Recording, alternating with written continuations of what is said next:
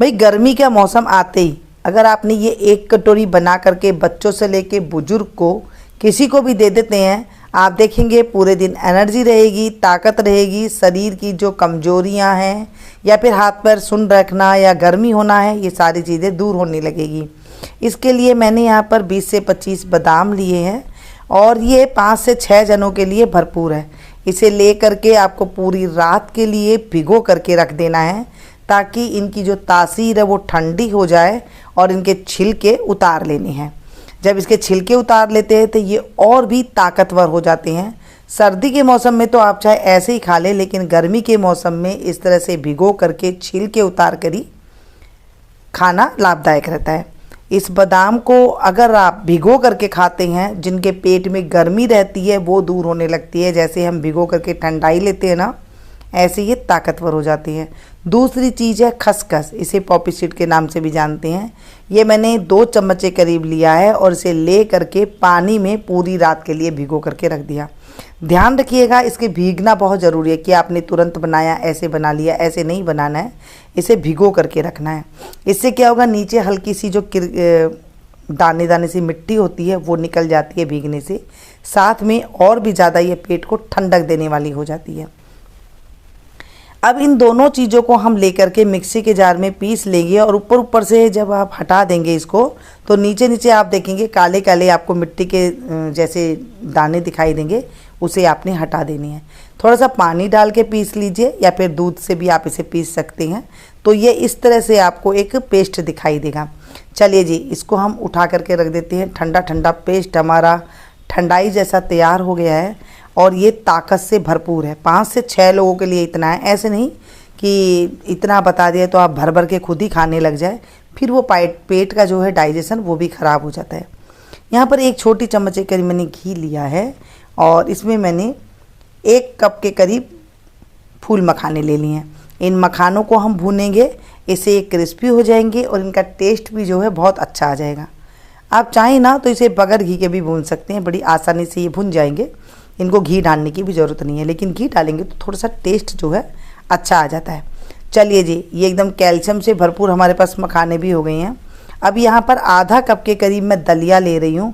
जो दलिया हम नमकीन बना करके खाते हैं, इसका उपमा बना करके खाते हैं, खिचड़ी बना करके खाते हैं, जो आसानी से आपको बाज़ार में मिल जाता है। ये गेहूँ से बनता है और इसे ले करके आप इसे भून लेना है। जब आप भूनेंगे ना, 1 चम्मच घी डाल के इसे भूनना है, तो ये एकदम जो कलर है इसका भी गेहूं का कलर, ये सफ़ेद सफ़ेद होने लग जाएंगे।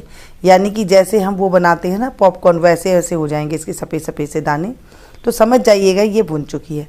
अगर यहाँ पर आपको और इसे ज़्यादा हेल्दी बनाना है तो मूंग की जो धुली हुई दाल होती है वो आपको आधी से आधी मात्रा में आपको यहाँ पर लेनी है।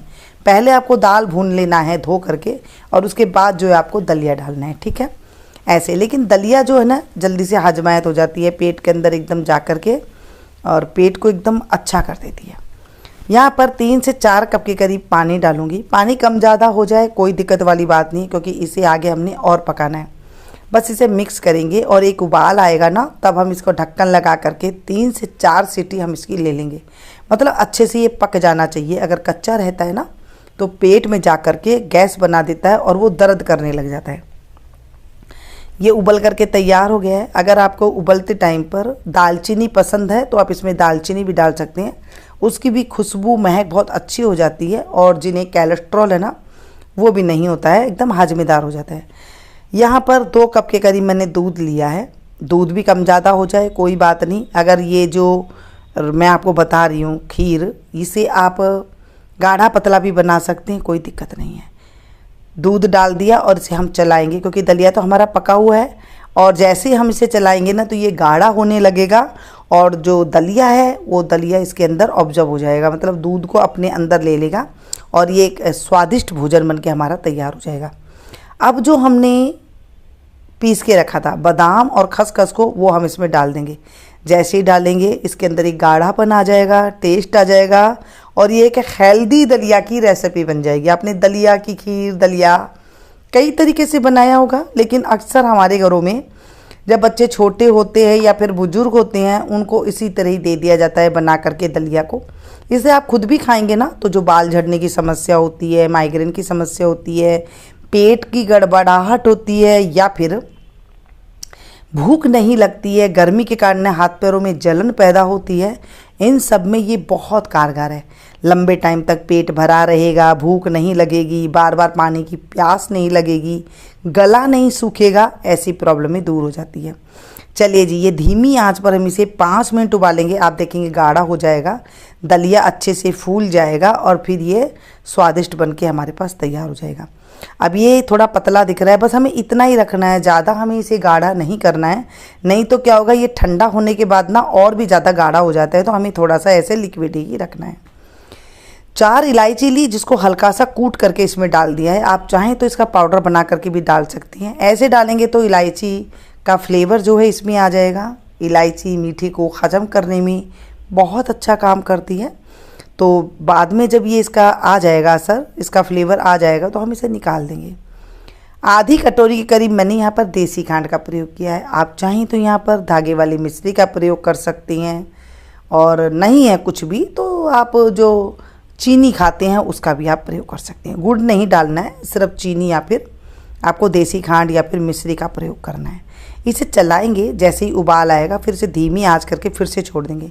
जो चीनी अपना पानी छोड़ेगी, मतलब पनीला सा जो टेस्ट होगा, ये 5 मिनट उबालने पर ये अपने आप ही जो है ऑब्जर्व हो जाएगा, इसके अंदर पनीला टेस्ट नहीं आएगा।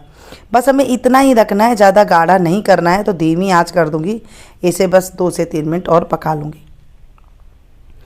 अब इसे कैसे खाना है, किस टाइम पर खाना है, ये जानेंगे। देखिए गाढ़ा हो गया ना हल्का सा, बस इसमें जो हमने अब मखाने भून करके रखे थे वो डाल देंगे। गैस की फ्लेम को बंद कर दूंगी। भारी तले का बर्तन है, ये अपने आप ही पक रहा है, मतलब मैंने गैस की फ्लेम को बंद कर दी है। और इस तरह से जब इसमें मखाने हम डाल देते हैं तो ये और भी ज़्यादा ताकतवर हो जाती है। देखिए, इसे सर से लेकर के बाल तक, मतलब पैरों से लेके बाल तक जितनी भी बीमारी होती है ना, ये दलिए से दूर हो जाती है। कारण जब पेट का डाइजेशन अच्छा होगा, पेट अच्छे से साफ होगा, तो हमारे हजारों तरह की जो बीमारी होती है वो तुरंत ही दूर हो जाती है। पहले के ज़माने में अक्सर हफ्ते में 2 से 3 बार घर में दलिया बनाया जाता था। दलिए की कोई ना कोई रेसिपी बनाई जाती थी।